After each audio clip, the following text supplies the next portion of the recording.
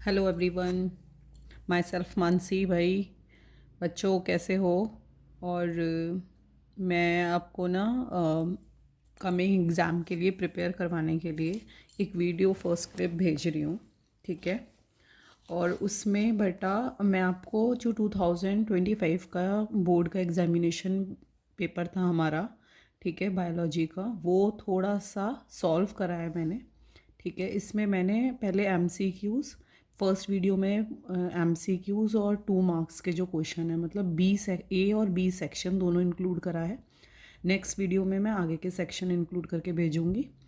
तो ये दोनों सेक्शन मैं जिस तरह से सॉल्व कर रही हूँ, आपको भी रिवीजन उसी के अकॉर्डिंग करना है। अगर आप इस तरह से रिवीजन करोगे तो आपके एन नंबर ऑफ टॉपिक्स भी कवर हो जाएंगे, उनका अच्छे से रिवीजन भी हो जाएगा, और क्वेश्चंस की जो फॉर्म है ना, वो भी आपको थोड़ी थोड़ी माइंड में बैठ जाएंगी कि इस तरह से टॉपिक में से पूछा जा सकता है और उसको हमें अटेम्प्ट कैसे करना है, बेसिकली वो चीज़ भी आपको बहुत अच्छे से क्लियर होगी। क्योंकि कई बार ऐसा होता है कि हम लोग बेटा जो टॉपिक्स कर लेते हैं, ठीक है, प्रिपेयर कर लिया, हमारा बहुत अच्छे से प्रिपेयर है, अब उस पर जो क्वेश्चन आया है उसको लिखते समय हम लोग इस तरह से लिखे आते हैं कि हमारे वहाँ पे मार्क्स कट जाते हैं। क्यों? वो भी मैं आपको बताऊँगी रीज़न क्या रहते हैं। कि स्टेप मार्किंग होती है बेटा, और इस साल तो आपके ऑनलाइन कॉपीज़ चेक हो रही हैं, ठीक है, स्कैन होकर। स्पेशली आपको स्टेप मार्किंग का बहुत ध्यान रखना है, क्योंकि स्टेप के अकॉर्डिंग ही मार्क्स दिए जाएंगे। और बेटा नहीं होता एग्ज़ामिनर्स के पास भी इतना टाइम, वो एक कॉपी पे इतना टाइम डिवोट नहीं करते। तो आपसे जो पूछा जा रहा है, आप कोशिश ये करिए कि सबसे पहले आप उस चीज़ का जवाब लिखें, और एक्स्ट्रा आप टाइम मिले तो करें, अदरवाइज़ कोई बात नहीं, नहीं भी करेंगे तो कोई फ़र्क नहीं पड़ता। ठीक है। सबसे पहले अपना पेपर कंप्लीट करिए, डायरेक्टली आंसर्स देने की कोशिश करिए, और जो पूछा जा रहा है उसको सीधे सीधे ब्रीफली और स्मार्टली आंसर दीजिए। ठीक है, उस पर फोकस करिए। तो चलिए स्टार्ट करते हैं फिर, है ना। ये हमारा 2025 का बायोलॉजी का क्वेश्चन पेपर है। मैंने क्वेश्चंस के साथ ही आंसर्स सॉल्व कर रहे हैं, और सॉल्व इस तरह से कर रहे हैं जैसे मैं एक एक क्वेश्चन सॉल्व कर रही हूँ। देखिए टाइम टेकन ज़रूर हो रहेगा थोड़ा, बट सबके लिए बहुत यूज़फुल रहेगा बेटा अगर आप इसी तरह से एक एक क्वेश्चन को थोड़ा टाइम ज़्यादा देंगे तो। जैसे कि फॉर एग्जांपल आपका पहला कोई सेक्शन आता है, सेक्शन ए। ओके। इस सेक्शन का पहला क्वेश्चन है बेटा, एमसीक्यूज ही हैं ये सारे आपके। The RNA triplet यूएजी act as a stop codon which terminates the synthesis of polypeptide. Below is given a strand of DNA which codes for 4 amino acids. In which position will an insertion of thymine nucleotide result in the termination of translation? तो सबसे पहले आपके लिए जो सबसे important point है, पहला step है कि आपको क्वेश्चन को बहुत अच्छे से समझना होगा। चाहे उसके लिए आपको भले ही एक लाइन को 2 बार पढ़ना पड़े, 3 बार पढ़ना पड़े, क्वेश्चन प्रॉपरली रीड करिए। ठीक है। जब तक आप क्वेश्चन को ढंग से नहीं समझेंगे आपका आंसर गलत ही होना है फिर। ठीक है। पहला तो यही है, अगर आप क्वेश्चन समझ गए आपकी ये समझ लिए 40% प्रॉब्लम सॉल्व हो गई है। ठीक है। तो ये क्या कह रहा है कि जो आरएनए ट्रिपलेट, आरएनए के स्ट्रैंड में बेटा जो मैसेंजर आरएनए होता है उसमें एक ट्रिपलेट होता है, कोडॉन ट्रिपलेट होता है यूएजी, जो कि एक स्टॉप कोडॉन की तरह बिहेव करता है। कहने का मतलब ये है, ये यूएजी स्टॉप कोडॉन होता है बेटा, जो कि प्रोसेस को टर्मिनेट करने का काम करता है। ठीक है। जब एक लंबा पॉलीपेप्टाइड चेन बन रहा होता है तो वो चेन वहीं टर्मिनेट हो जाता है जहाँ पर मैसेंजर आरएनए पर ये कोडॉन आ जाता है। ठीक है। दूसरा आगे ये बताता है कि इन्होंने आपको एक डीएनए का टेम्पलेट स्टैंड दिया है। ठीक है। 3' to 5' तक, और 3' से 5' ये एक डीएनए का स्ट्रैंड दे रखा है बच्चे, जिसमें वो बता रहे हैं कि वो पूरा डीएनए स्ट्रैंड 4 अमाइनो एसिड्स को बनाएगा। ठीक है। इट मीन्स कि उसमें ट्रिपलेट्स हैं बहुत सारे। ठीक है। और कितने ट्रिपलेट्स होने चाहिए जो 4 अमाइनो एसिड्स को बनाएंगे बेटा? 4 ट्रिपलेट्स भी होने चाहिए। तो ये पूछ रहा है कहाँ पर, किस पोजीशन पे इस स्ट्रैंड के थाइमाइन को इंसर्ट करने के बाद, थाइमाइन एक न्यूक्लियोटाइड है, उसको इंसर्ट करने के बाद कौन सा कोडॉन में चेंज आता है, मतलब कौन सा ट्रिपलेट ऐसा चेंज हो जाएगा इनमें से। थाइमाइन के अलग अलग थाइमाइन को अलग अलग पोजीशन पे इंसर्ट करवा रखा है। देखिए फर्स्ट ऑप्शन में यहाँ है, सेकंड ऑप्शन में यहाँ इंसर्शन करा रखा है, सी में यहाँ और डी में यहाँ। कौन सी पोजीशन पे हम इंसर्ट कराएं जिसकी वजह से जो भी म्यूटेशन इस स्टैंड में आए और उस म्यूटेशन की वजह से बेटा हमारा जो कोडॉन है वो चेंज हो जाए, कहीं ना कहीं वो स्टॉप कोडॉन बन जाए। और अगर वो स्टॉप कोडॉन बन जाएगा तो प्रोसेस खुद ही स्टॉप हो जाएगा, पॉलीपेप्टाइड जो चेन बन रही होगी वो भी रुक जाएगी।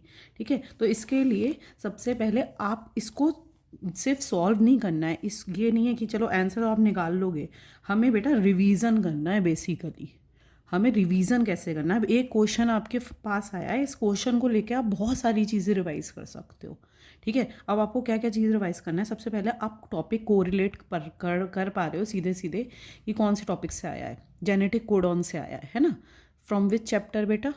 हमारा मॉलिक्यूलर बेसिस ऑफ इनहेरिटेंस जो चैप्टर है हमारा, ठीक है, 5th चैप्टर है, उसमें से डायरेक्ट क्वेश्चन जेनेटिक कोडॉन में से आया है। और ट्रिपलेट कोडॉन के लिए मैंने आपको एक चार्ट बनवाया था। ओके, तो वो जो चार्ट था बेटा आपका, उसमें आपको बताया गया था कि 61 कोडॉन्स जो होते हैं वो सेंस कोडॉन्स होते हैं और जो 3 कोडॉन्स होते हैं वो स्टॉप कोडॉन होते हैं। टोटल हमारे पास कितने कोडॉन्स होते हैं बेटा? टोटल हमारे पास 64 कोडॉन्स होते हैं। ठीक है, तो इस तरह से आपको वो वाला चार्ट खोलना है और उसको रिवाइज करना है। जैसे कि फॉर एग्जाम्पल मैं आपको थोड़ा सा बता देती हूँ। ठीक है,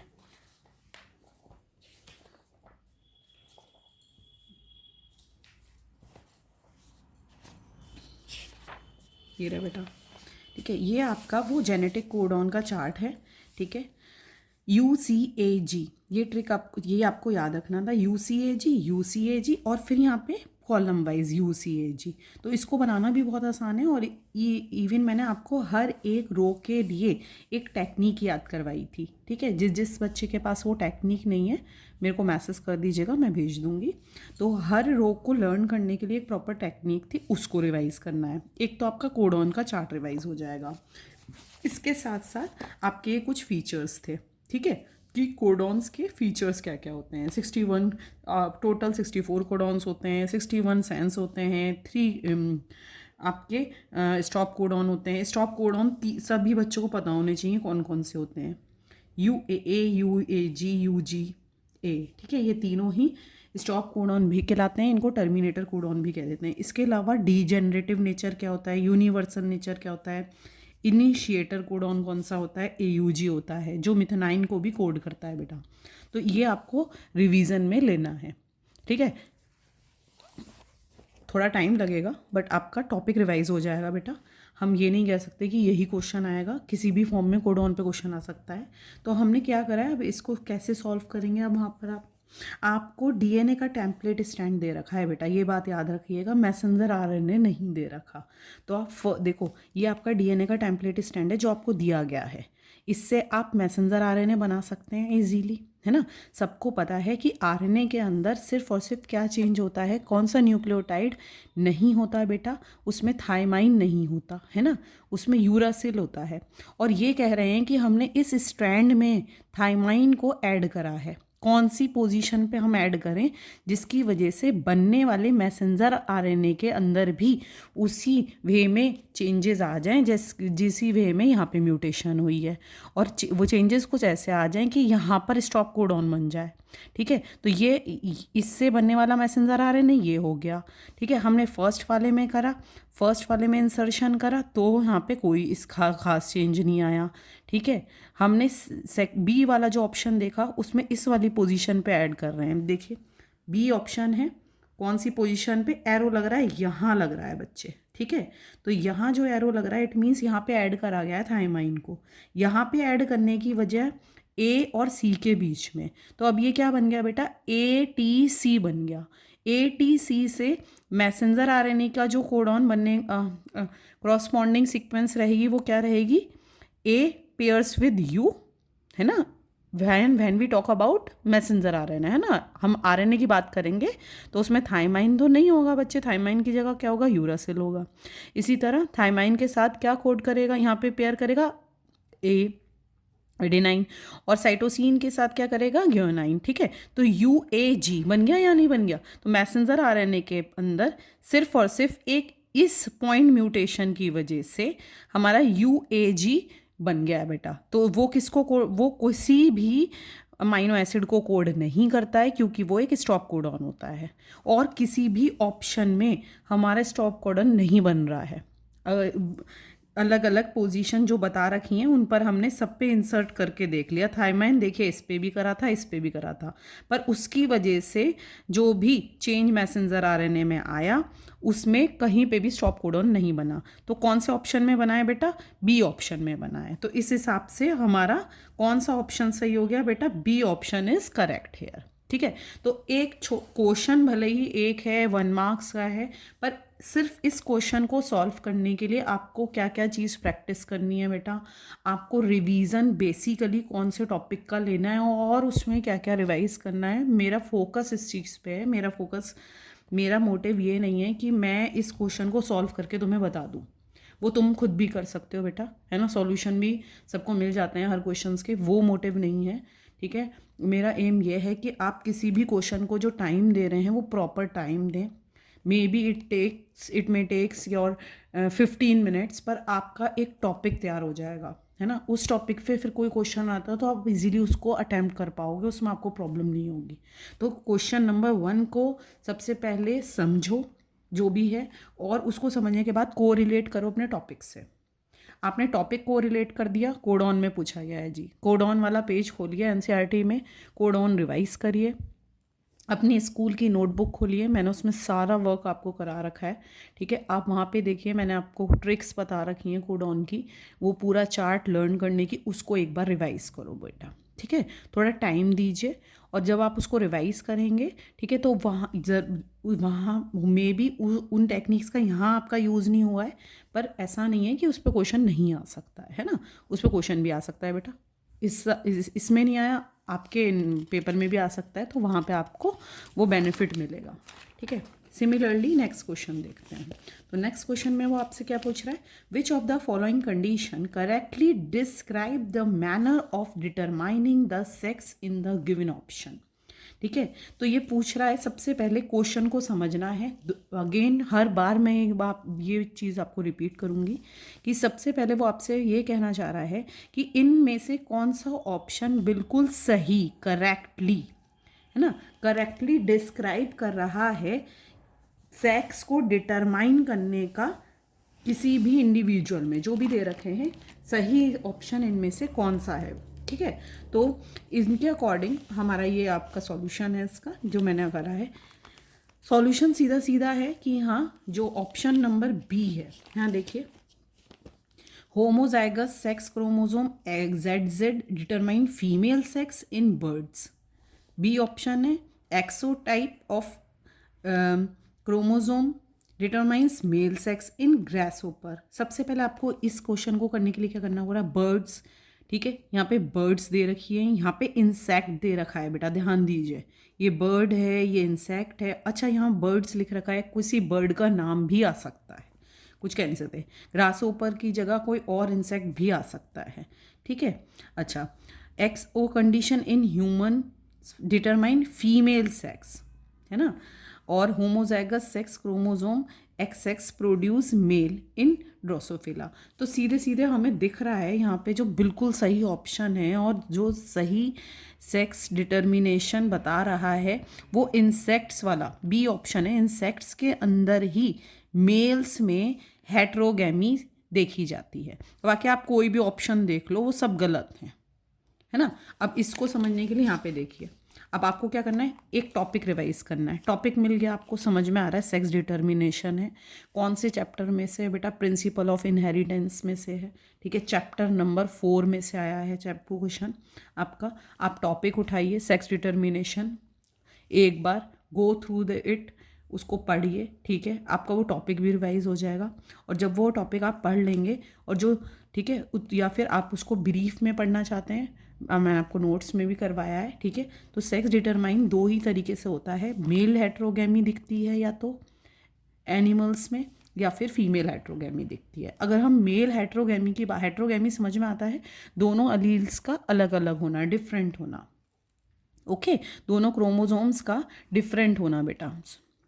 और फीमेल हेट्रोगेमी का मतलब क्या है, किसी फीमेल के सेक्स क्रोमोसोम का में हेट्रोगेमी दिखना, दोनों ही क्रोमोसोम डिफरेंट होना। मतलब अगर मैं बोलूँ कि किसी का फीमेल सेक्स हार्मोन जो है वो XX है, जैसे कि हम लोगों में होता है बेटा, तो वो हेट्रोगेमी नहीं हो गई। XX मतलब सेम सेम क्रोमोसोम, वो क्या हो गया बच्चे, वो होमोगेमी हो गई। तो हम तो उसका एग्जाम्पल हो ही नहीं सकते। फीमेल, हमारी फीमेल, हम ह्यूमन बींग्स में फीमेल्स में हेट्रोगेमी दिखती ही नहीं। वो किस, हमारे अंदर क्या दिखती है, होमोगेमी। तो हम तो इसमें इंक्लूड होंगे ही नहीं। हम किस में आएंगे, इसमें आएंगे जिनमें मेल्स में हेट्रोगेमी दिखती है। तो मेल्स हेट्रोगेमी के एग्जाम्पल कौन कौन है, ह्यूमन बींग्स हैं, ठीक है, जिसमें मेल्स का जो सेक्स क्रोमोसोम होता है वो क्या होता है, दोनों अलग अलग होते हैं, एक X होता है एक Y होता है, तो हेट्रोगेमी दिख रही है। इसी तरह इंसेक्ट्स में भी सेम मेल्स में ही हेट्रोगेमी दिखती है, दोनों क्रोमोसोम उनके अलग अलग होते हैं।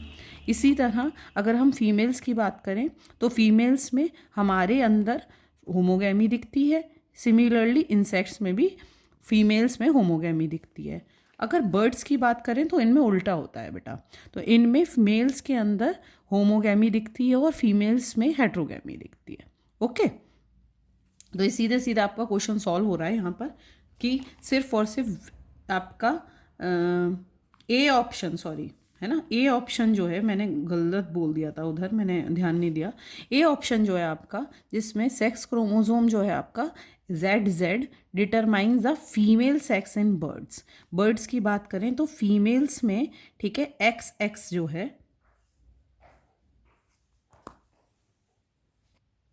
हाँ बेटा इस पे देखिए ज़रा, तो इसमें ये यहाँ गलत लिख गया है, B option is correct here. तो बी ऑप्शन क्या है हमारा, वो पूरी तरह सही सेक्स डिटरमाइन कर रहा है। बी ऑप्शन में ये है, XO type of chromosome determine the male sex in grasshopper. तो ग्रास ऊपर क्या होता है, एक तरह का इंसेक्ट है बेटा, जिसमें मेल्स में हम क्या देख रहे हैं, हेट्रोगेमी दिख रहे हैं। तो इंसेक्ट्स कहाँ हैं हमारे, ये रहे, और उनमें मेल्स में हेट्रोगेमी दिख रही है। बाकी सारे ऑप्शंस अगर आप देखेंगे तो सब गलत हैं, ठीक है। तो ये आपका एक टॉपिक इस तरह से आपका रिवाइज हो जाएगा। नेक्स्ट क्वेश्चन आता है आपका, which one of the following is not.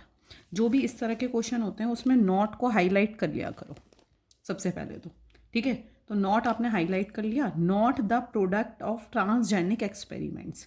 तो सबसे पहले ट्रांसजेनिक एक्सपेरिमेंट्स क्या थे, ट्रांसजेनिक एक्सपेरिमेंट एक तरह के ऐसे एक्सपेरिमेंट्स थे बेटा, जिनमें हम क्या करा रहे हैं, कोई पर्टिकुलर जीन इंट्रोड्यूस करा रहे हैं किन्हीं ऑर्गेनिज्म में, ठीक है, क्या करवाने के लिए, एक पर्टिकुलर प्रोटीन को एक्सप्रेस कराने के लिए, एक पर्टिकुलर एक अच्छा कोई प्रोडक्ट बनाने के लिए, ह्यूमन वेलफेयर के लिए, ठीक है। तो ये पूछ रहा है कि इनमें से कौन सा आपका ऐसा एग्जाम्पल है जो ट्रांसजेनिक एक्सपेरिमेंट का पार्ट नहीं माना जाएगा। कहने का मतलब ये है कि इनमें से कौन सी ऐसा प्रोडक्ट आपको दिखाई दे रहा है जिसमें हमने जीन का इंसर्शन ना कराया हो, desirable gene, recombinant DNA technology में स्पेशली हमने ट्रांसजेनिक, आप तभी किसी चीज़ को बना सकते हैं जब उसके जीन को मॉडिफाइड कर दें, जेनेटिक मटेरियल को मॉडिफाइड कर दें। और जेनेटिक मटेरियल तभी मॉडिफाइड हो सकता है जब उसमें आप जीन का इंसर्शन कर दो, डिलीशन कर दो, ठीक है, एडिशन कर दो, वो है ट्रांसजेनिक। तो हमने यहाँ पे 4 ऑप्शंस हैं बेटा, ठीक है। इसमें जो नॉट ऑप्शन पूछ रहा है, जिसमें ऐसा ना करा गया हो, जिसमें जीन मॉडिफिकेशन ना करा गया हो, तो ना करने वाला कौन सा है, प्रोडक्शन ऑफ इंसुलिन है। इंसुलिन जो बनाया गया था बेटा, उसमें जीन इंसर्शन नहीं करा गया था। वो एक मेथड था जिसमें हमारे ह्यूमन इंसुलिन जैसा ही इंसुलिन बाहर मैन्युफैक्चर करा गया था। अब देखिए क्यों है, और बाकी के ऑप्शंस क्यों नहीं हैं। ठीक है, समझने की कोशिश करिए, ज़रूरी नहीं है क्वेश्चन इसी फॉर्म में आ जाए। इन पर से इन वाले एग्जांपल्स में से जो मैंने यहाँ पे आपको एक्सप्लेन करने की कोशिश करी है, उन पर भी कोई क्वेश्चन आ सकता है बेटा, है ना। तो हर चीज़, हर एस्पेक्ट अब सोच के चलो।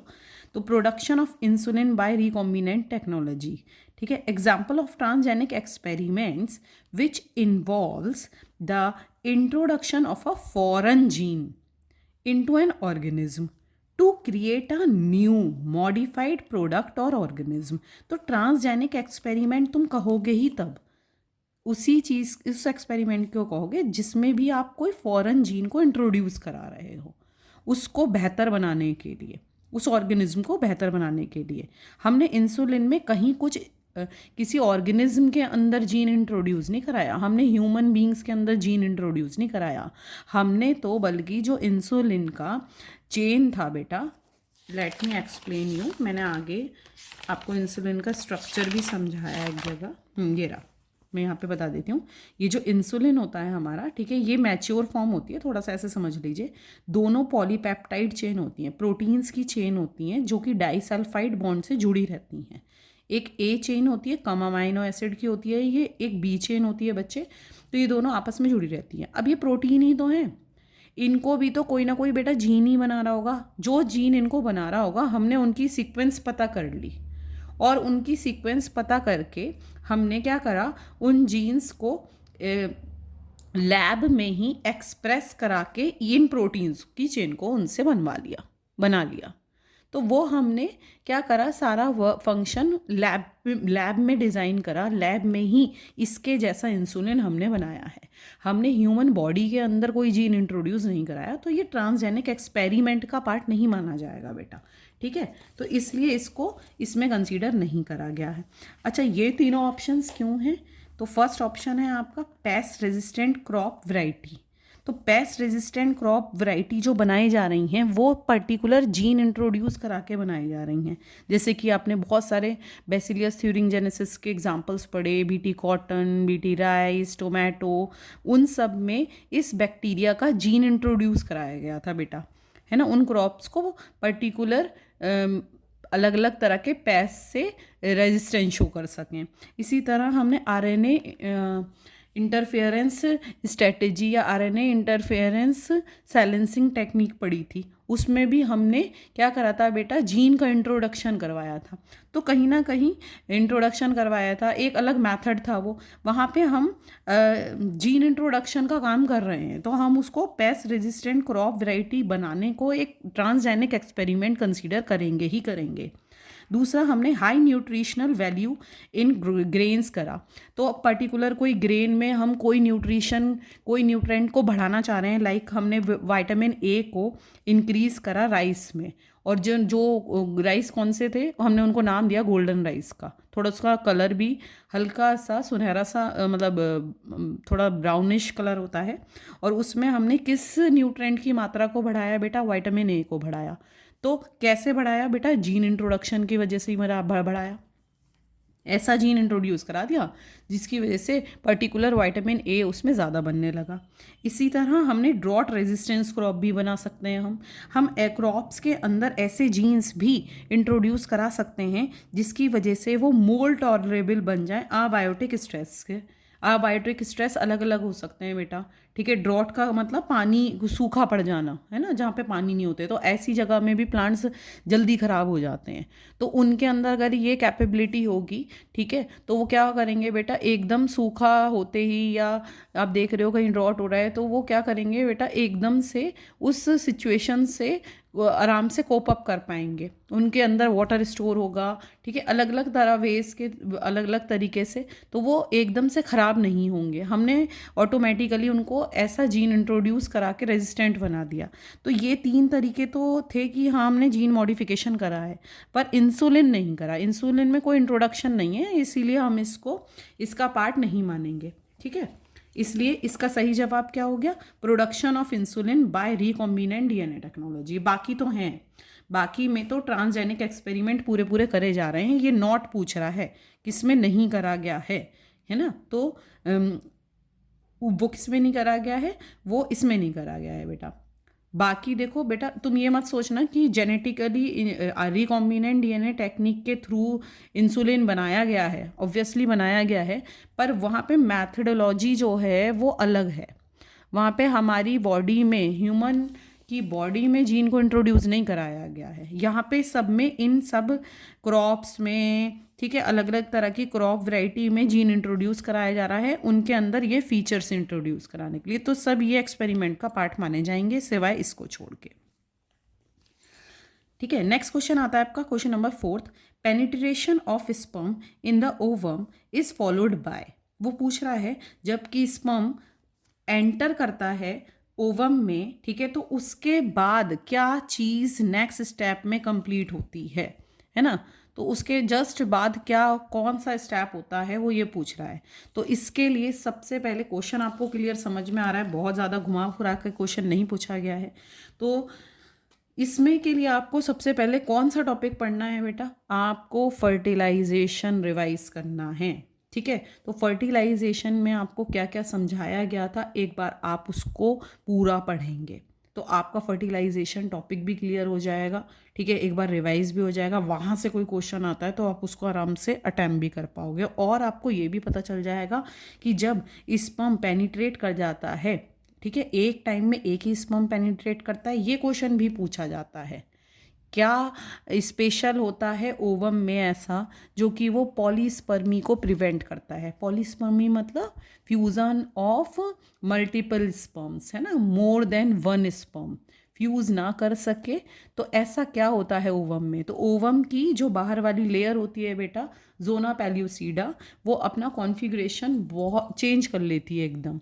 ठीक है, तो ये सब चीज़ें मैंने आपको समझाई थी। एक मिनट में आपको दिखा देती हूँ थोड़ा सा। ये बेटा ना, ये फर्टिलाइजेशन है, ये सब आपको समझाया गया था। तो ये जो लेयर होती है आपकी ओवम की, ठीक है, बहुत ज़्यादा डिटेल में अब नहीं भी कर पा रहे हैं तो कोई नहीं, थोड़ा सा ब्रीफ में कर लीजिएगा। ये अपना कॉन्फ़िगरेशन चेंज कर लेती है, और ये कॉन्फ़िगरेशन इतना चेंज कर लेती है कि ऑलमोस्ट आप ये समझ लीजिए एक वेट सीमेंट के बाद ड्राई सीमेंट जो हो जाता है, सीमेंटेड फॉर्म हो जाती है। तो इसमें एक ही स्पर्म फ्यूज़ कर पाता है, उसके बाद ये बाकी स्पर्म इसमें एंट्री नहीं ले सकती, क्योंकि वो बहुत ज़्यादा टाइट हो जाती है, वो बहुत ज़्यादा हार्ड नेचर की बन जाती है, तो वो बाकी स्पर्म इसमें एंट्री नहीं कर पाते बेटा। ये रही, है ना। तो ये डायग्राम भी आता है, ये डायग्राम भी तैयार करिएगा। ये पूछा, ये यहाँ पे एक इस तरह का क्वेश्चन भी आ जाता है कि ABC करके, कि कौन सा, या ABC बोल दिया, इसको मैं कह रही हूँ C लेवल कर दिया, है ना। तो आपसे पूछा जा सकता है इनमें से कौन सा स्पर्म फ्यूज़ करेगा, और बाकी के नहीं कर रहे हैं तो क्यों नहीं कर रहे हैं, या करेंगे तो सब करेंगे, जो भी पूछा जाएगा तो आप इसका जवाब यही बताओगे, C करेगा। फर्स्ट कम फर्स्ट सर्व वाली बात है इसमें, जो सबसे पहले आ जाएगा वो ही पेनिट्रेट कर जाएगा बेटा, बाकी कोई नहीं कर पाएगा फिर, क्योंकि यही फ्यूज़ होते ही अपना न्यूक्लियस और सेंट्रियोल डोनेट करते ही इस लेयर को और हार्डन कर देगा, जिसकी वजह से बाकी के स्पर्म फ्यूज़ ही नहीं कर पाएंगे, है ना। तो जोना पेल्गुसिडा और भी ज़्यादा हार्ड हो जाएगी। ओके, तो इसकी वजह से क्या होगा बेटा, हमारा नेक्स्ट स्टेप क्या होगा, जैसे ही इसको न्यूक्लियस देगा, इन दोनों के न्यूक्लियस क्या होंगे बच्चे, आपस में फ्यूज़ होंगे, जाइगोट बनेगा। ठीक है, बट बेटा वो सब चीज़ें क्या होती हैं, वो बाद में होती हैं।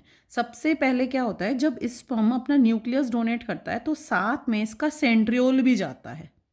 ठीक है, तो सेंट्रियोल जाते ही पहले ओवम अपना कौन सा सेल डिवीज़न कंप्लीट करता है, मियोसिस सेकंड कंप्लीट करता है। क्योंकि आपको बताया था ना कि हमेशा जो फीमेल्स होती हैं उनमें at the time of ovulation secondary oocyte release होता है, और सेकेंडरी oocyte किसका रिजल्ट था, सेकेंडरी oocyte जो था बेटा वो मियोसिस फर्स्ट का रिजल्ट था। एक पोलर बॉडी फर्स्ट बनती थी और एक second. Let me clear you. तो आपके दो टॉपिक इस छोटे से MCQ को सॉल्व करने के लिए आपको रिवाइज करने होंगे, जिसकी वजह से आपके दो MCQ भी देखो सॉल्व हो जाएंगे, और ये सॉरी एक MCQ भी सॉल्व हो जाएगा, और आपका एक टॉपिक भी पूरा का पूरा कवर हो जाएगा बेटा। देखिए, ये देखिए, ये पूरा का पूरा oogenesis है। तो इसमें क्या होता था, देखिए मियोसिस फर्स्ट जब कंप्लीट होता था तो क्या होता था, एक सेकेंडरी oocyte बनता था। ये देखो दो हैप्लॉइड बॉडीज बन रही हैं यहाँ पे, ये मियोसिस फर्स्ट यहाँ कंप्लीट हो रहा है। तो यहाँ पे एक हैप्लॉइड ये रहा, एक हैप्लॉइड बॉडी ये रही बेटा, सेल ये रहा। तो इसमें साइटोप्लाज्म रिच होता है, इसमें साइटोप्लाज्म कम होता है। तो ये जिसमें कम होता है उसको हम फर्स्ट पोलर बॉडी कह देते हैं, जिसमें ज़्यादा होता है उसको हम सेकेंडरी oocyte कह देते हैं।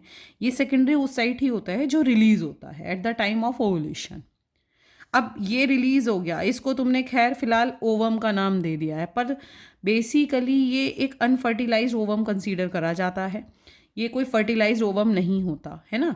और अभी इसका सेल डिवीज़न भी कंप्लीट नहीं हुआ। एक्चुअल में ये ओवम नहीं है, एक्चुअल में ये एग अभी बना ही नहीं है। इसको एग बनने के लिए इसको अपना डिवीज़न कंप्लीट करना पड़ेगा, मियोसिस सेकंड कंप्लीट करना पड़ेगा। तो ये वाला डिवीज़न कब होता है? तो ये वाला डिवीज़न बस तभी हो सकता है जब फ्यूज़न हो जाए।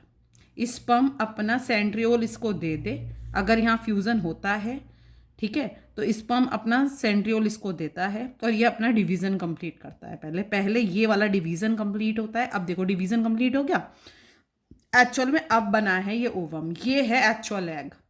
और जो दूसरा वाला हैप्लॉइड सेल बनता है वो सेकेंडरी पोलर बॉडी होती है। तो ये जो एक्चुअल वाला ओवम है बेटा, ये फ्यूज़ होगा, अब माना जाएगा ये सही एग बना है। ठीक है, तो सबसे इस स्पर्म के मिलते ही, फ्यूज़ होते ही स्पर्म फ़ायदा एक तरह का अपना न्यूक्लियस के साथ साथ सेंट्रियोल भी डोनेट करता है। वो सेंट्रियोल इसका डिवीज़न कंप्लीट करा करके अपना न्यूक्लियस तो इसके अंदर घूम ही रहा है, न्यूक्लियस भी देखो वो दे चुका है, न्यूक्लियस भी है, ये एग का न्यूक्लियस मान लो। फिर ये दोनों न्यूक्लियस यहाँ पे जाके फ्यूज़ होते हैं। अब तक अभी कोई सबसे पहले न्यूक्लियस फ्यूज़ नहीं होगा। न्यूक्लियस फ्यूज़ होने का मतलब क्या है? जाइगोट का बन जाना। तो जाइगोट बाद में बनेगा बेटा, सबसे पहले वो सेंट्रियोल डिवीज़न करवाएगा, ये डिवीज़न होगा और न्यूक्लियस बड़े वाले में ही रह जाएगा, स्पर्म का भी, ठीक है, और इसका खुद का भी, और ये दोनों फिर फ्यूज़ करेंगे। तो सबसे पहले इनका सेल डिवीज़न कंप्लीट होता है। तो अब देखिए आप, ये आपको 2 टॉपिक अच्छे से रिवाइज करने हैं, और जब आप इन्हें को रिवाइज कर लेंगे तो आप खुद ही समझ जाएंगे कि इसका सही जवाब क्या होना चाहिए। ठीक है, सबसे पहले penetration of sperm in the ovum is followed by completion of meiosis second is the correct option, है ना। सबसे पहले मियोसिस सेकंड कंप्लीट होगा, उसके बाद होंगी सारी चीज़ें। पोलर बॉडी फर्स्ट पहले ही बन चुकी थी, मियोसिस फर्स्ट पहले ही कंप्लीट हो चुका था, डिसोल्यूशन ऑफ जोना पेल्यूसिडा तो पहले ही हुआ होगा, तभी तो स्पर्म पेनिट्रेट हुआ होगा बेटा। तो ये तीनों चीज़ें तो ऑलरेडी हो चुकी हैं, ये ACD, ठीक है। क्या नहीं हुआ? वही जो नहीं हुआ वही तो होगा इस इवेंट के बाद, ठीक है। तो यहाँ पे आप इसको एक बार पढ़ लीजिएगा, अब आपको समझ में आ जाएगा बेटा। नेक्स्ट क्वेश्चन है आपका, India has only 2.4% of world's land area but its share of the globe species diversity is. तो ये NCERT की एक पूरी प्रॉपर एक लाइन दे रखी है, इकोलॉजी में से क्वेश्चन आया है बेटा आपका, बायोडाइवर्सिटी वाला चैप्टर है, लास्ट चैप्टर है, उसमें से दे रखी है कि पूरे लैंड एरिया, जितना भी हमारे वर्ल्ड का लैंड एरिया है, क्वेश्चन को समझिए, वो टोटल लैंड एरिया में से इंडिया के पास कितना है? सिर्फ और सिर्फ 2.4% है। उस 2.4%, सिर्फ 2.4% एरिया होने के बाद भी वो वर्ल्ड की, पूरे वर्ल्ड की जितनी भी डाइवर्सिटी है उसका 8.1 कंट्रीब्यूट कर रहा है, जो वाकई में बहुत इम्पॉर्टेंट बात है, बहुत इम्पोर्टेंस रखती है।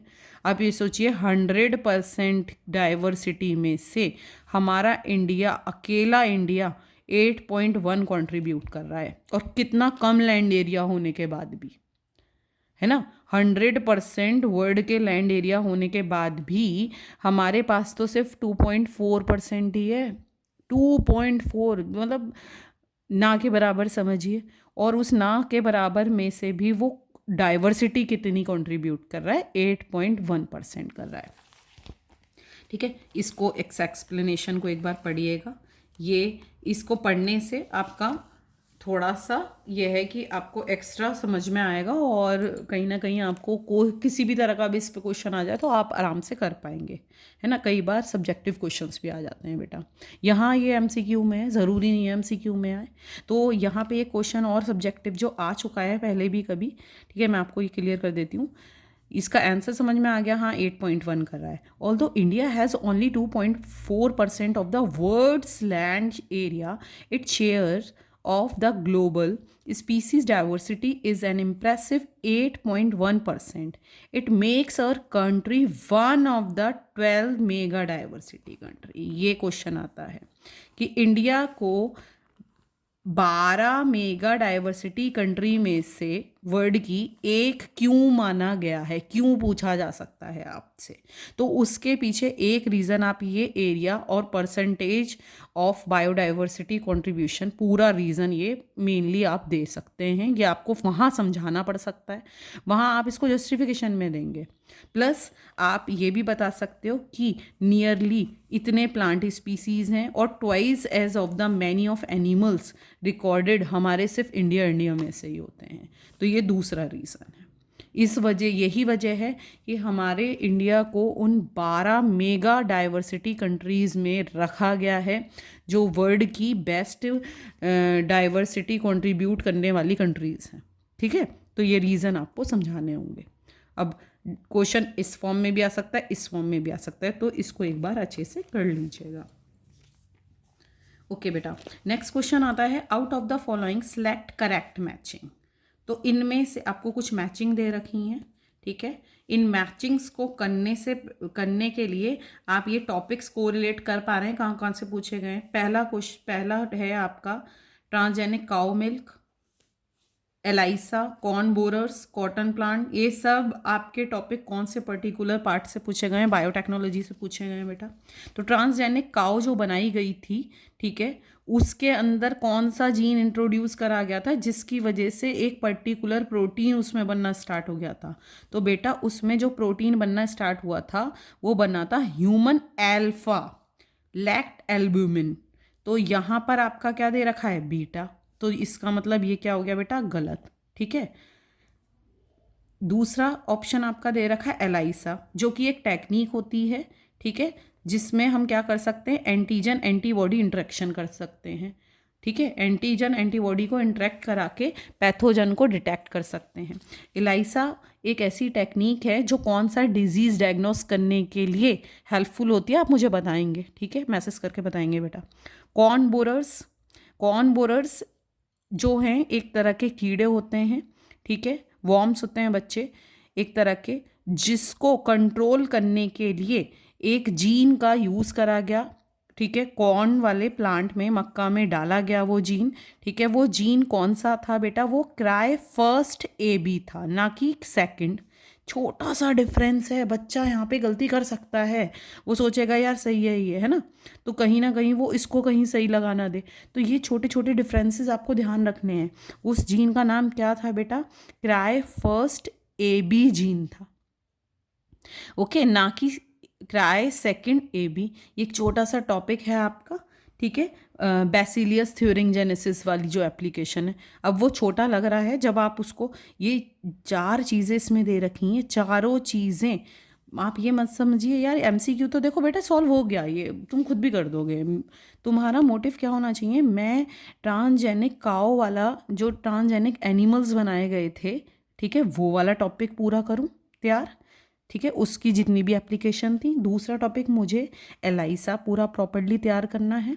तीसरा टॉपिक मुझे बैसिलियस थ्योरिंगजेनेसिस, जो कि पेस्ट रेजिस्टेंट क्रॉप बनाने के लिए यूज़ करा गया है, उसके जीन यूज़ करे गए हैं, उसको एक्सप्लॉइट करा गया था, उसके जीन यूज़ करे जा रहे हैं। तरह तरह की ट्रांसजेनिक क्रॉप्स बनाने के लिए कौन कौन सी क्रॉप बनाई गई, कौन कौन से उसके जीन यूज़ करे गए, उस जीन को क्राइजीन कहते हैं। ये सब पूरा टॉपिक रिवाइज करेंगे। और ठीक है, नेक्स्ट एक और आपकी स्ट्रैटेजी आती है जो कि अगेन बायोटेक से ही है, ठीक है, जिसको RNA इंटरफेरेंस कहा गया है बेटा, या RNA साइलेंसिंग भी उसको बोल दिया गया है। उस स्ट्रैटेजी के थ्रू हमने क्या करा था, प्रिवेंट करा था ट्रांसलेशन प्रोसेस को, ठीक है। तो वो कौन से प्लांट में करा गया था, वो करा गया था बेटा टोबैको प्लांट में। यहाँ पे क्या लिखा गया है, कॉटन, तो ये गलत हो गया। ये एक वर्म होता है, ठीक है, मिलाइनोगाइने इनकॉग्निशिया, जो कि टोबैको प्लांट की रूट्स को में इन्फेक्शन करके उसकी यील्ड को ख़त्म कर रहा था, तो वो टोबैको प्लांट था। तो टोबैको प्लांट में ही जीन इंट्रोड्यूस कराया गया, ना कि कॉटन में, तो ये भी गलत हो गया। तो सही ऑप्शन क्या हुआ बेटा इसमें बी ऑप्शन सही हुआ, क्योंकि एलाइसा ही एक ऐसी टेक्निक है जिसमें एंटीजन एंटीबॉडी का इंट्रैक्शन होता है। फुल फॉर्म सबको पता होनी चाहिए एलाइसा की, है ना, एंजाइम लिंक्ड इम्यूनो सॉर्बेट ऐसे। और ये कौन सा डिजीज़ होता है जिसके लिए डायग्नोस्टिक टेक्निक मानी गई है, ठीक है, बेसिकली आपने अभी पढ़ी भी है। तो ये हो गया आपका। तो इसमें सिर्फ एक छोटा सा एमसीक्यू है, यहाँ पे आपके 4 टॉपिक कवर हो जाएंगे यदि आप थोड़ा सा ध्यान से पढ़ लें, ठीक है। मैं आपको थोड़ा सा बता देती हूँ। फर्स्ट है आपका बायोटेक्नोलॉजी में से, ठीक है। बायोटेक्नोलॉजी की जो एप्लीकेशन आप पढ़ोगे बेटा, तो बायोटेक्नोलॉजी की एप्लीकेशन में आप देखिएगा, ये रहा, सही निकल गया है बिल्कुल। ट्रांसजेनिक एनिमल्स में बायोलॉजिकल प्रोडक्ट है, ठीक है, ये टॉपिक आपको पूरा कवर करना है, ठीक है। इसमें आप देखेंगे कि आपको कौन कौन से बायोलॉजिकल प्रोडक्ट्स बनाने में हमने इस टेक्निक का यूज़ करा, एक ये टॉपिक आपका कवर होगा। इसके बाद आपको क्या करना है, एक ये आ गया आपका पेस्ट रेजिस्टेंट प्लांट्स बनाना, आरएनए इंटरफेरेंस, ये पूरी टेक्निक तैयार करनी है। 2 टॉपिक हो गए आपके। तीसरा टॉपिक आपको क्या करना है, बैसिलियस थ्यूरिंगजेनेसिस की पूरी एप्लीकेशन तैयार करनी है, ये रहा, ये पूरी। तो आप ये समझिए आपके 3 टॉपिक पूरे पूरे अच्छे से तैयार हो जाएंगे। वो एक एमसीक्यू नहीं है, खाली एक एमसीक्यू के सहारे बेटा आपके 3-4 टॉपिक तैयार हो रहे हैं। आप ये सोचिए, आपको इस तरह से प्रैक्टिस करनी है, ठीक है। नेक्स्ट आते हैं आपका, in a certain population the frequency of 3 genotype is as follows. इस तरह के क्वेश्चंस भी आ जाते हैं। तो ये कैसे सॉल्व होने हैं, इसमें थोड़ा सा देखो बेटा दिमाग लगाना है। यहाँ पे क्या करना है, बहुत इजी होते हैं, कहीं इस तरह के क्वेश्चंस आएँ तो आप उनसे बिल्कुल मत घबराइए, ये तो सबसे ज़्यादा इजी क्वेश्चंस होते हैं। जीनोटाइप से रखे, फ्रीक्वेंसी दे रखी है। पहला जीनोटाइप क्या दे रखा है तुम्हें, होमोजाइगस डोमिनेंट है। होमोजाइगस क्यों, दोनों अलील सेम है और कैपिटल्स हैं तो डोमिनेंट है। ये हेट्रोजाइगस कंडीशन है, कैपिटल पी और स्मॉल पी, क्योंकि दोनों अलील्स अलग अलग हैं। ये होमोजाइगस रिसेसिव है बेटा, ठीक है, ये रिसेसिव है क्योंकि स्मॉल लेटर्स भी है इसलिए। तो होमोजाइगस डोमिनेंट की परसेंटेज की फ्रीक्वेंसी दे रखी है 22, हेट्रोजाइगस की 62 और होमोजाइगस रिसेसिव की 16% ओनली। आपसे पूछ क्या रहा है, वो आपसे फ्रीक्वेंसी पूछ रहा है। Choose the option that shows the frequency of allele, dominant allele and recessive allele, दोनों की अलग अलग पूछ रहा है। डोमिनेंट एलील की इनमें से कौन सी आएगी और स्मॉल एलील की इनमें से कौन सी आएगी, ठीक है। तो इसको सॉल्व करने का सबसे अच्छा तरीका क्या होता है बेटा, देखो डोमिनेंट एलील यहाँ में इनमें से किस किस में है, एक तो इसमें तो है ही है, पूरा का पूरा डोमिनेंट है, तो ये तो पूरा का पूरा ही रखेंगे। और इसमें है, पर इसमें हम आधा रखेंगे बच्चे, क्योंकि आधा क्या है, स्मॉल एलील माना जाएगा, यहाँ पे डोमिनेंट एलील है ही नहीं। तो अगर तुम कैपिटल पी की फ्रीक्वेंसी निकालते हो तो कैसे निकालोगे, कैपिटल पी, ठीक है, मतलब ये वाला पूरा प्लस इसका हाफ, क्योंकि ये हाफ ही तो आएगा, हमें कैपिटल पी की तो निकालनी है। देखो कैपिटल पी की तो निकालनी है, कितना ईजी है ना, बिल्कुल सिंपल सी कैलकुलेशन है। तो capital P plus heterozygous condition upon 2, तो इसको कैलकुलेट करके निकाल लो, 53% आ जाएगा। तो इसमें देखिए ए ऑप्शन में अगर आप देखें तो कैपिटल पी की फ्रीक्वेंसी क्या दे रखी है, 53।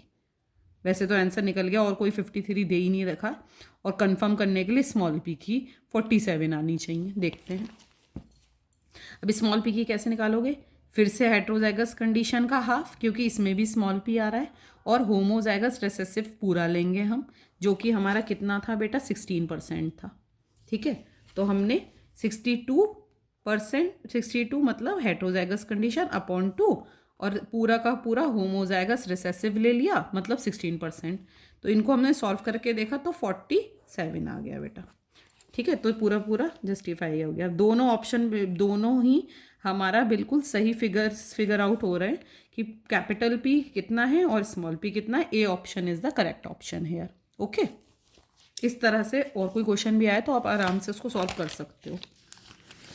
नेक्स्ट आता है आपका क्वेश्चन नंबर 8। ओके, एक मिनट बेटा। हाँ जी, क्वेश्चन नंबर 8 आता है अब आपका। ठीक है, जिसमें study the items of column first and second where drugs and their effects are given and match them correctly. तो यहाँ पे आपको एक तरह का मैचिंग वाला क्वेश्चन है, जहाँ पे कॉलम फर्स्ट में आपको डिफरेंट ड्रग्स दे रखे हैं और कॉलम सेकंड में आपको उनके इफ़ेक्ट्स दे रखे हैं, कौन से ड्रग्स से क्या इफ़ेक्ट होता है। तो सिंपल है क्वेश्चन, बहुत ज़्यादा यहाँ दिमाग नहीं लगाना है कि हाँ क्वेश्चन समझ में ही नहीं आ रहा है। बिल्कुल, कुछ क्वेश्चंस होते हैं थोड़े ट्रिकी होते हैं, जैसे आपका फर्स्ट क्वेश्चन ही था जो मैंने अभी आपको समझाया था। ठीक है, एक दो और आए बीच में, तो उनको पढ़ने में थोड़ा सा टाइम दीजिए। उनको एक नहीं, कम से कम 2 से 3 बार भी पढ़ लेंगे तो कुछ नहीं जा रहा है बेटा। आपको क्वेश्चन ढंग से समझ में आना चाहिए। कुछ इस तरह के क्वेश्चन होते हैं, सिंपल होते हैं, एकदम से समझ में आ जाते हैं। तो यहाँ पे हम अपना थोड़ा टाइम सेव कर सकते हैं। तो ये एक टॉपिक है आपका जो सीधे सीधे कहाँ से आ रखा है, ड्रग्स से आ रखा है, ड्रग्स एब्यूज़ से। ओके, तो ड्रग एब्यूज़ वाला चैप्टर खोलिएगा।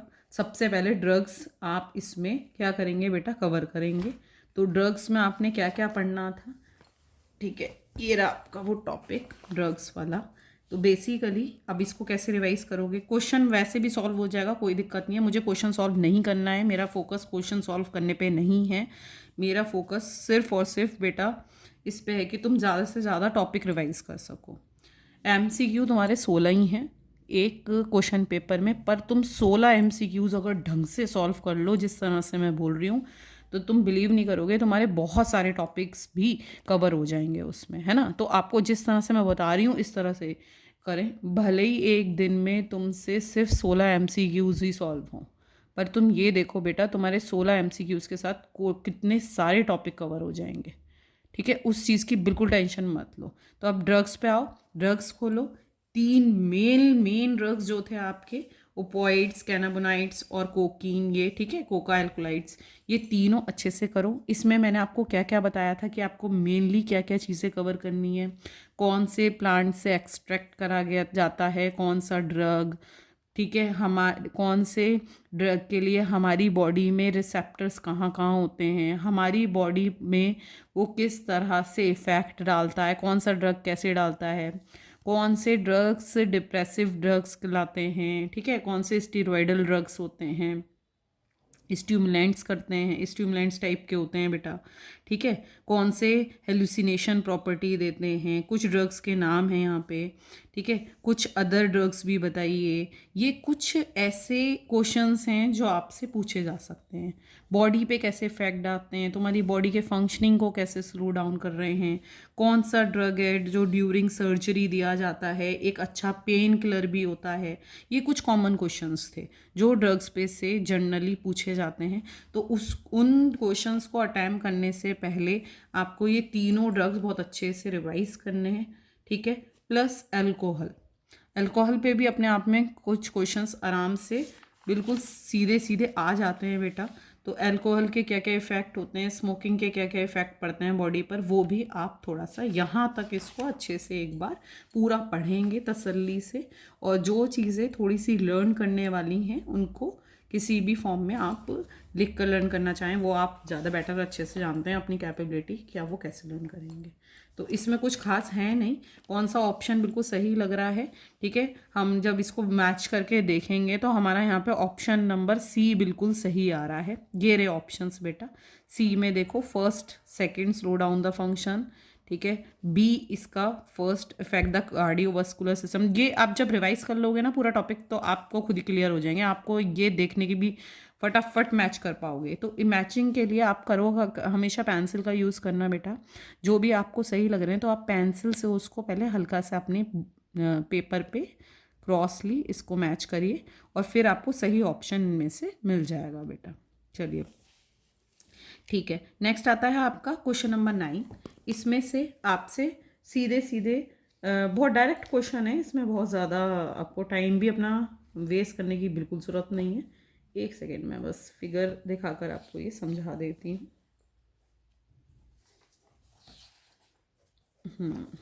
ठीक है बेटा, क्वेश्चन में पूछा जा रहा है choose the option that correctly describe the gynoecium of मिचेलिया।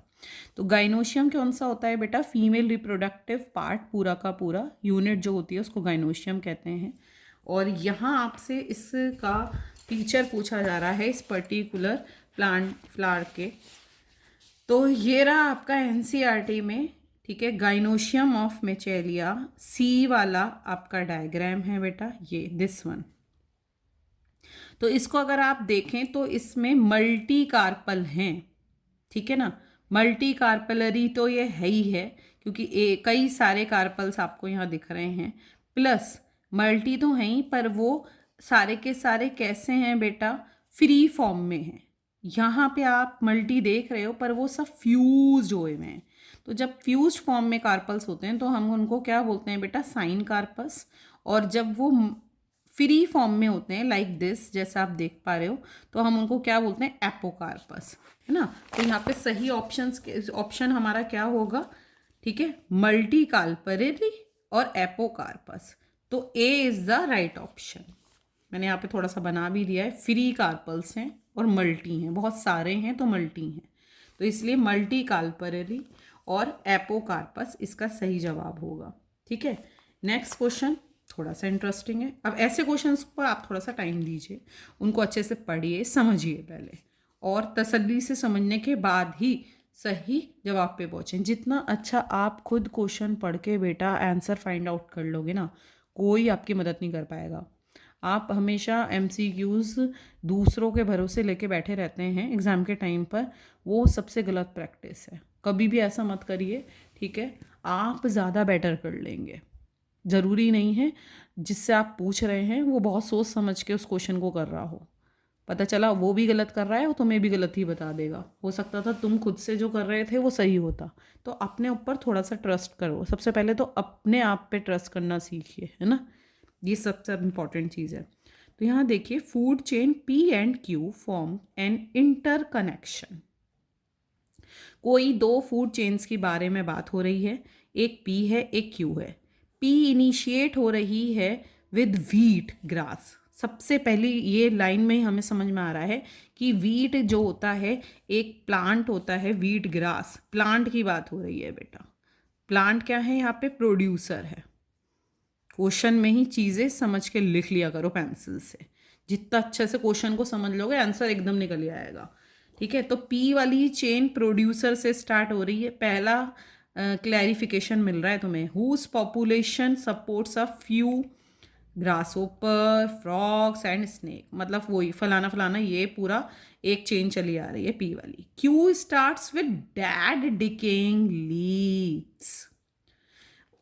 ठीक है, जो क्यू वाली चेन है वो कहाँ से स्टार्ट हो रही है? मरी हुई चीज से बेटा। डैड डिकेइंग बोल रहा है वो लीव्स, जो कि व्हीट ग्रास की ही प्लांट की हैं, जो टूट कर उस पर से फॉल ऑफ हो चुकी हैं। तो वो अब उसका तो पार्ट नहीं बची ना, वो तो डैड हो चुकी है ना बेटा।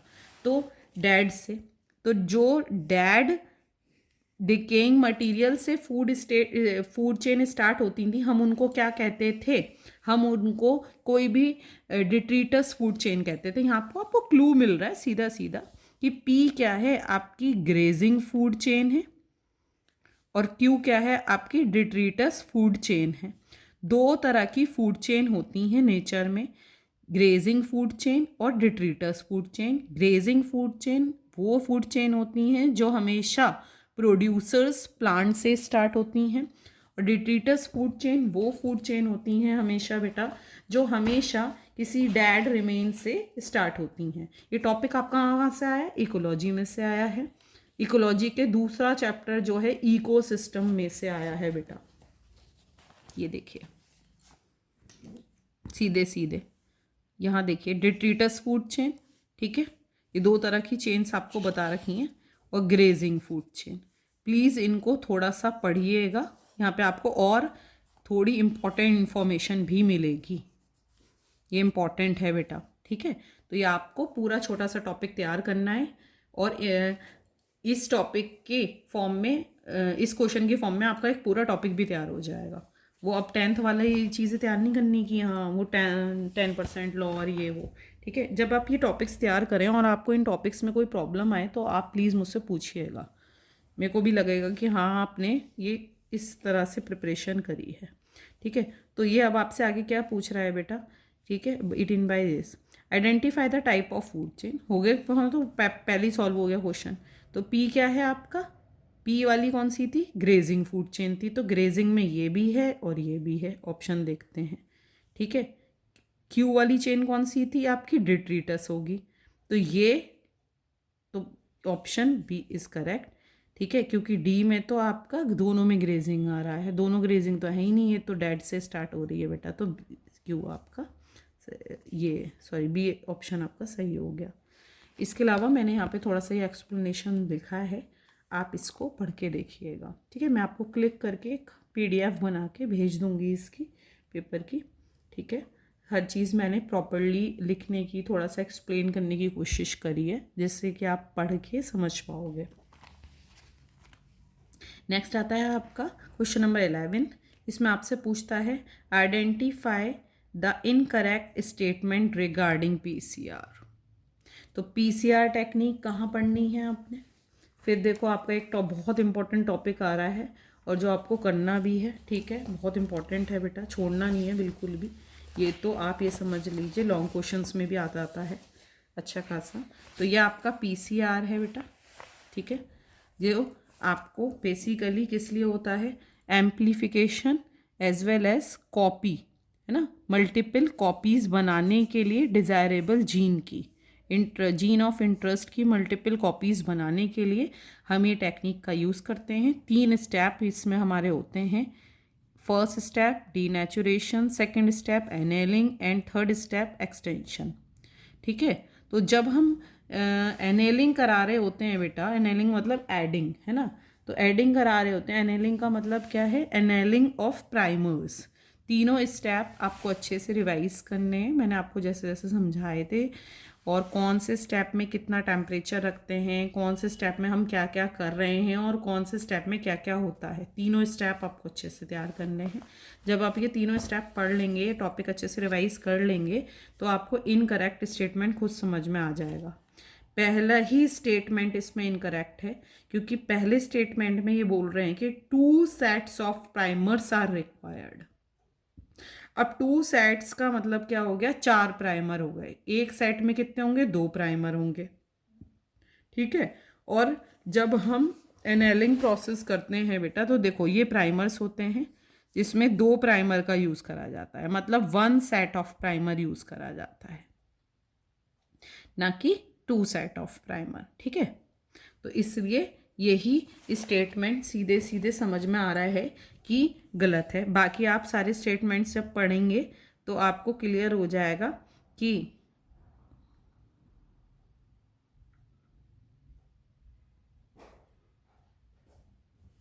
एक सेकेंड, हाँ जी। तो जब आप ये तीनों स्टेप पढ़ लेंगे और पूरा टॉपिक रिवाइज कर लेंगे, तो आप कौन से ऑप्शन को, यहाँ इनकरेक्ट पूछ रहा है तो इनकरेक्ट को देखिए।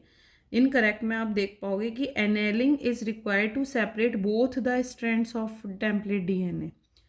तो एनेलिंग प्रोसेस DNA को सेपरेट कराने के लिए नहीं होती, DNA के स्ट्रैंड सेपरेट कराने के लिए फर्स्ट स्टेप होता है, that one is the denaturation, ना कि एनेलिंग।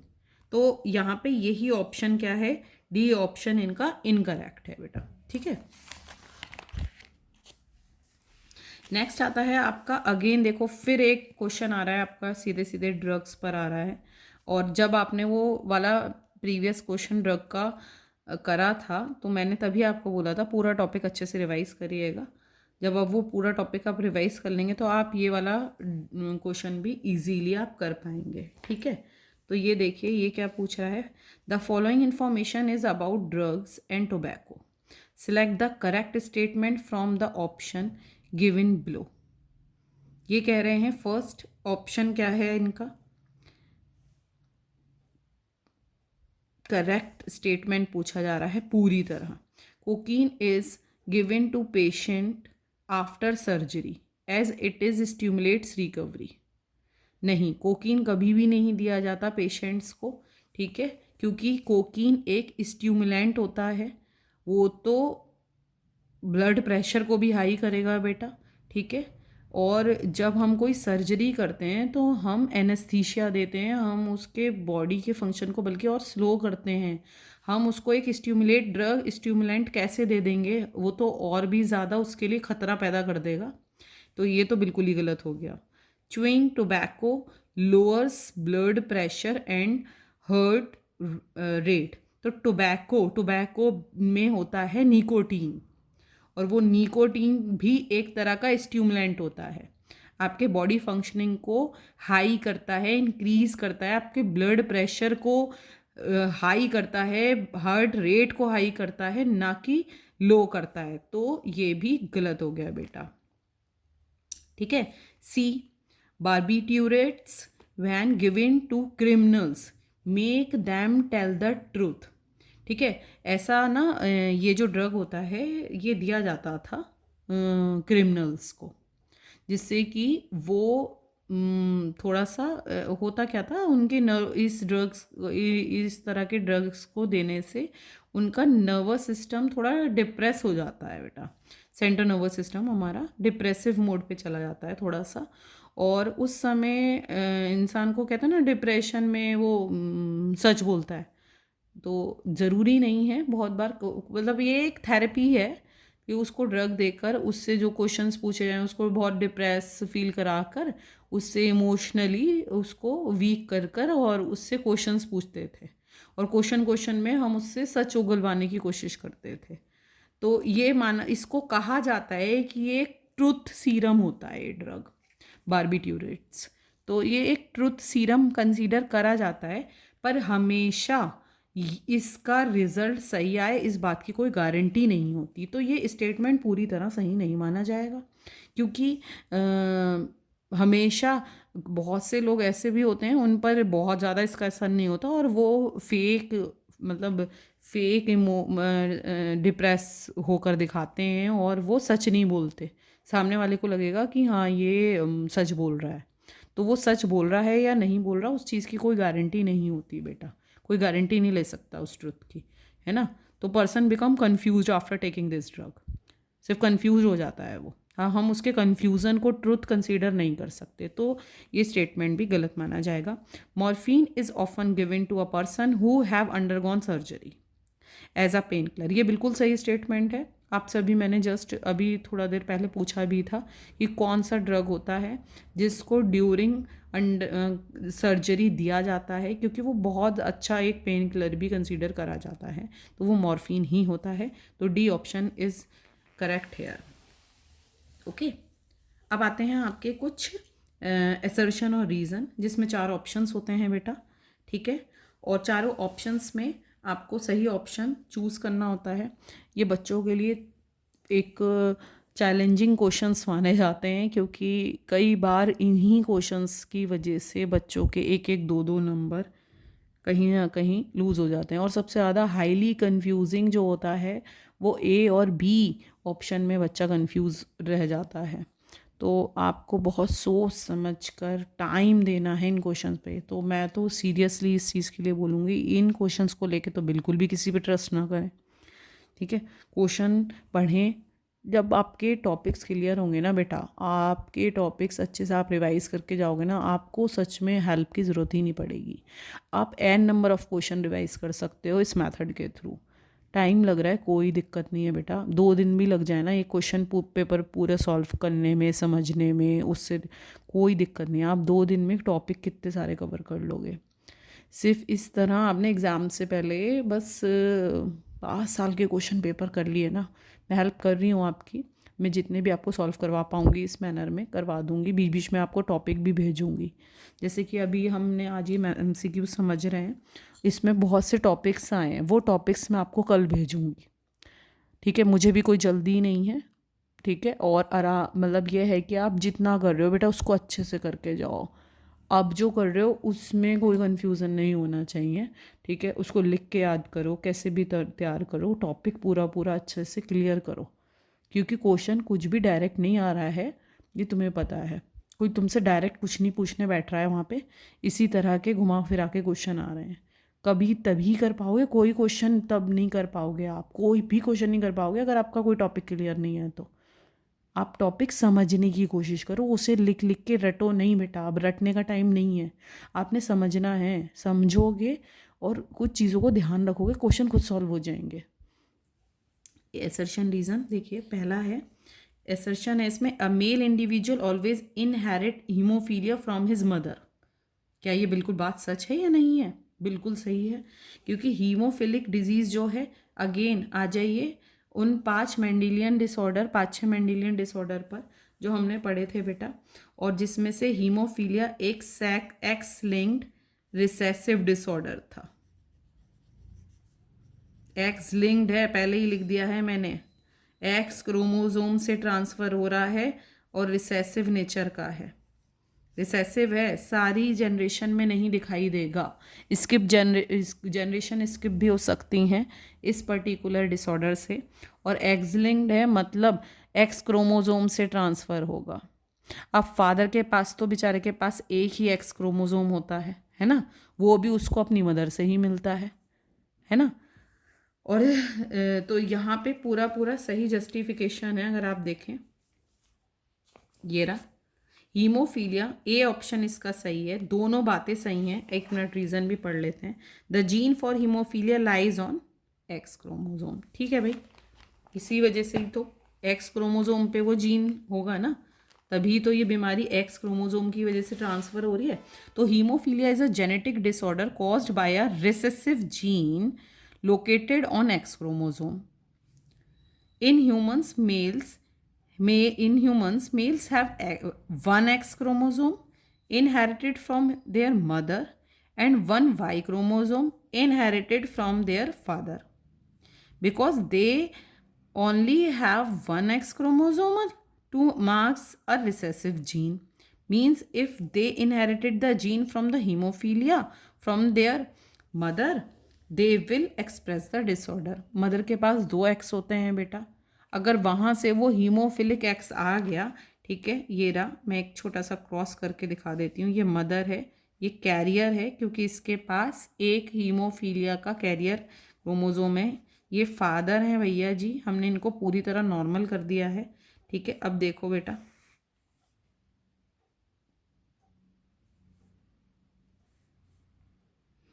इससे फीमेल बनेगी, क्वेश्चन में हम फीमेल की भी बात ही नहीं कर रहे हैं, चलो ये तो नॉर्मल फीमेल बन गई बेटा। इससे मेल बनेगा, बॉय है, ये भी नॉर्मल होगा, नॉर्मल क्रोमोसोम में। यहाँ देखिए फिर फीमेल बनेगी, ठीक है, ये भी नॉर्मल कंसीडर करी जाएगी। यहाँ देखिए, तो ये एक ऐसा मेल बन गया जिसको एक्स जो है वो अपनी माँ से मिला, और वो भी कौन सा वाला मिला, रिसेसिव वाला मिला। ये रिसेसिव है, इसमें रिसेसिव है, क्यों, ये क्रोमोसोम डोमिनेंट था, ये इसके ऊपर डोमिनेंट कर गया, इसका एक्सप्रेशन आ गया। फीमेल में हीमोफीलिया नहीं हो पाया, मदर में मदर हीमोफिलिक नहीं हो पाई।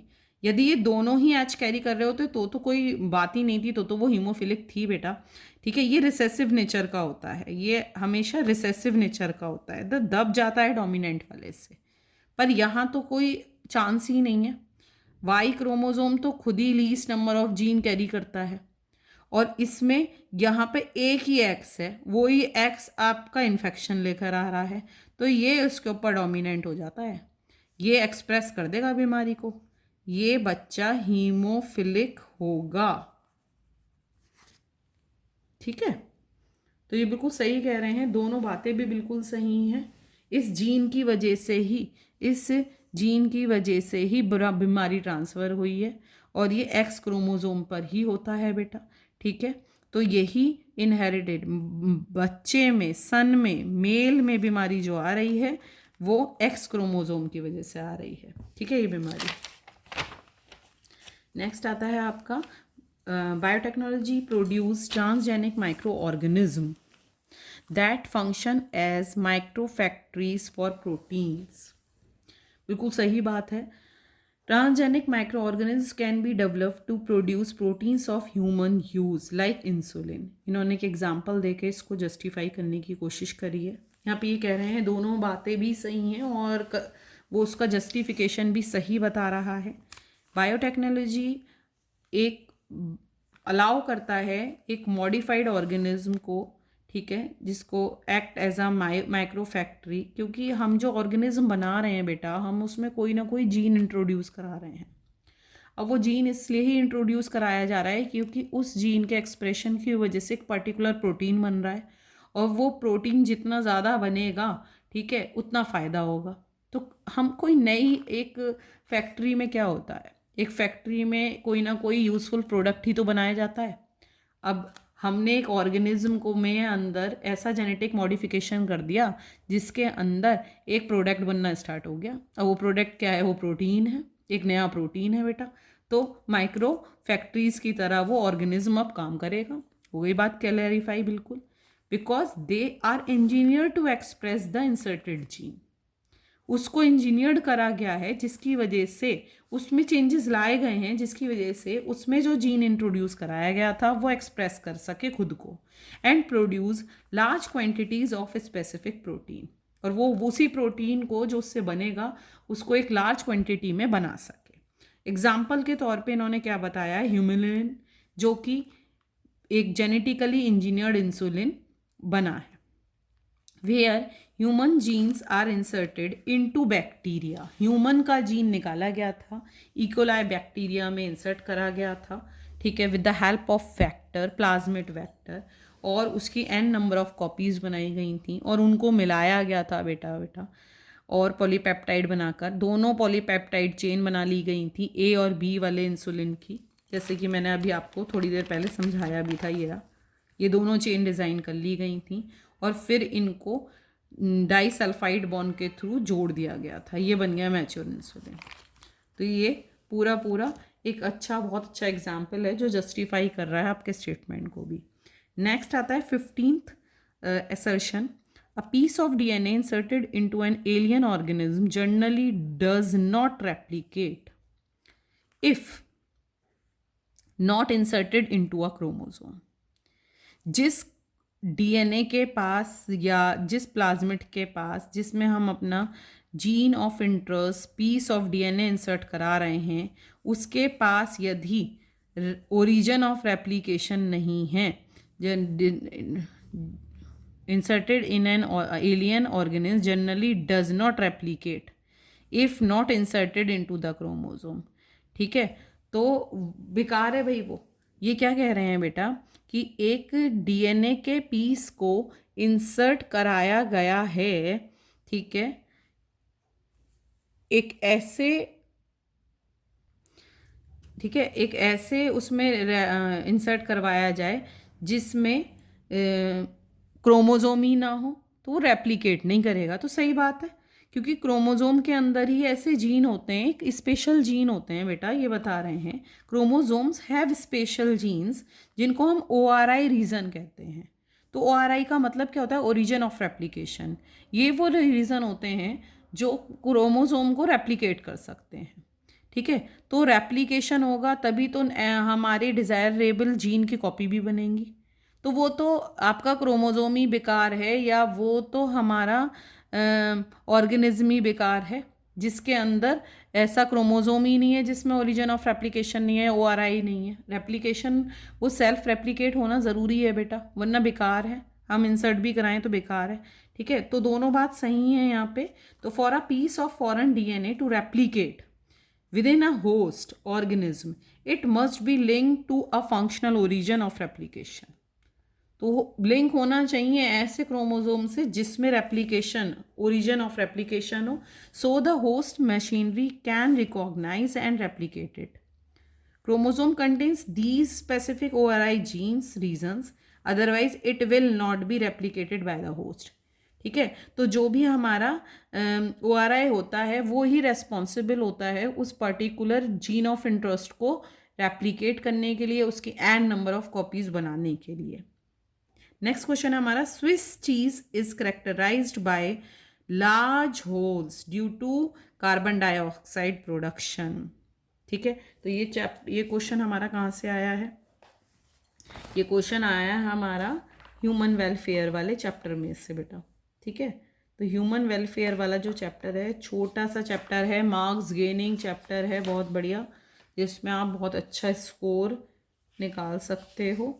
यहाँ पे अगर आपके मार्क्स कटते हैं तो कोई ये बहुत अच्छा बात नहीं होगी। ठीक है, तो ये रहा आपका स्विस चीज़, जिसमें बड़े बड़े होल्स हो जाते हैं सिर्फ कार्बन डाइऑक्साइड की प्रोडक्शन की वजह से, और ये एक बैक्टीरिया के वजह से बनता है बेटा। बैक्टीरिया की वजह से वो राइपनिंग होती है, और वो बैक्टीरिया जो होता है उसका नाम क्या है? प्रोपेनी बैक्टीरियम शार्मनी। यहाँ पे इन्होंने रीजन में क्या दे रखा है? It is right bye growing a specific fungi. नहीं ना, नहीं नहीं, ये तो गलत हो गया भाई। तो यहाँ पे असर्शन बिल्कुल सही है, रीज़न गलत क्यों हो गया? क्योंकि वो फंगस नहीं होता बेटा, वो एक बैक्टीरिया होता है जिसकी वजह से ये होता है। ठीक है, चलिए अब ये आप एक बार रिवाइज करिएगा। तो आपको इसमें कौन कौन से टॉपिक कवर करने हैं कल तक, जितने भी हमने ये MCQs करे हैं, आज 16 ही कर रहे हैं आज हम, है ना, B सेक्शन अभी नहीं ले रहे हैं, मैं भेजूंगी, उसकी नेक्स्ट वीडियो भेजती हूँ। तो इसमें आपको कौन कौन से टॉपिक करने हैं अभी थोड़ा सा प्लीज़ थोड़ा जल्दी जल्दी मार्क कर लीजिए, लिख लीजिए।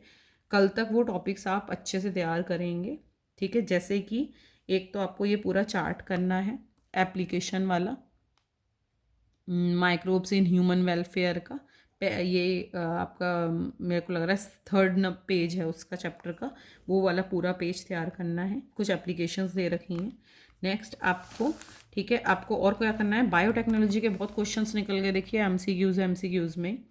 तो बायोटेक्नोलॉजी में से आपको ट्रांसजेनिक ऑर्गेनिज्म वाला पूरा तैयार करना है, एक जेनेटिकली इंजीनियर्ड इंसुलिन तैयार करना है, मेंडेलियन डिसऑर्डर्स करने हैं। ठीक है, ये मैं कल आपको भेजूंगी भी, आप उससे भी आप देख सकते हो। मेंडेलियन डिसऑर्डर जितने भी हैं वो सारे रिवाइज करने हैं, क्वेश्चन आराम से आ सकता है यहाँ से बेटा। ड्रग्स करने हैं, ठीक है, तीनों तरह के ड्रग्स तैयार करने हैं, दोनों तरह की फूड चेन तैयार करनी है, PCR तैयार करना है एक। ठीक है, ये अगेन फिर ड्रग्स आ गए यहाँ पर। ये 4 टेक्निक तैयार करनी है जो कि अपने आप में थोड़ा टाइम टेकिंग है, मैंने आपको ये बताया था, आपको ये चारों टेक्निक है ना, चारों एप्लीकेशन है बायोटेक की, ये कवर करनी है। इसके अलावा आपको oogenesis प्रोसेस करना है, क्योंकि oogenesis के अंदर अंदर हमारे 2 क्वेश्चन कवर हो रहे हैं आज जो अब हमने करे हैं, आगे इस क्वेश्चन पेपर में भी हैं, पूरा oogenesis तैयार करना है। ठीक है, ओके। और ये ट्रांसजेनिक एनिमल्स और प्रोडक्ट्स वाला आप जब करेंगे तो ये आपका खुद ही तैयार हो जाएगा। ठीक है, सेक्स डिटर्मिनेशन एक बार देखना है, थोड़ा सा मैंने ब्रीफ में यहाँ पे लिख दिया, यहाँ से करना चाहें तो यहाँ से कर लीजिएगा, बहुत ज़्यादा इसमें करना कुछ नहीं है खास। ठीक है, और एक क्वेश्चन था जिसमें आपको पूरा का पूरा जेनेटिक कोडॉन वाला चार्ट करना है। तो कई सारे मल्टी टॉपिक्स आपके लिए हो गए हैं जो आपको कवर करने ही करने हैं। आप जितने टॉपिक क्वेश्चन के अकॉर्डिंग तैयार कर लेंगे आपको उतना ही फ़ायदा है। ठीक है, कहते हैं बेटा 5 ईयर के लास्ट 5 ईयर्स के क्वेश्चन पेपर सॉल्व करने से 75% मार्क्स कहीं नहीं गए, उससे ज़्यादा भी आ जाते हैं अगर आप अच्छे से तैयार कर रहे हो, तो 80-85% तक आराम से आ जाते हैं। वो रीज़न यही है कि तैयार करने का मतलब क्या है, इस तरह से तैयार करना, हर क्वेश्चन को, हर का पूरा बेसिक टॉपिक तैयार करना, रीज़न ये है, ना कि क्वेश्चन रट रट के सॉल्व कर लेना। क्वेश्चन ये नहीं आएंगे, क्वेश्चन सेम नहीं आएंगे बेटा, पर हाँ इन टॉपिक में से ही क्वेश्चन आएंगे, आ जाते हैं। टॉपिक वही रहते हैं, क्वेश्चन मोल्ड करके दे देते हैं, अलग तरीके से पूछ लेते हैं, है ना। तो बहुत इम्पॉर्टेंट है अगर आप इस तरह से तैयार कर लें। चलिए फिर ठीक है, बताइएगा मुझे कुछ प्रॉब्लम्स आएँ तो, और मैंने 1-2 क्वेश्चन पूछे हैं बीच में, उनका जवाब दीजिएगा मुझे।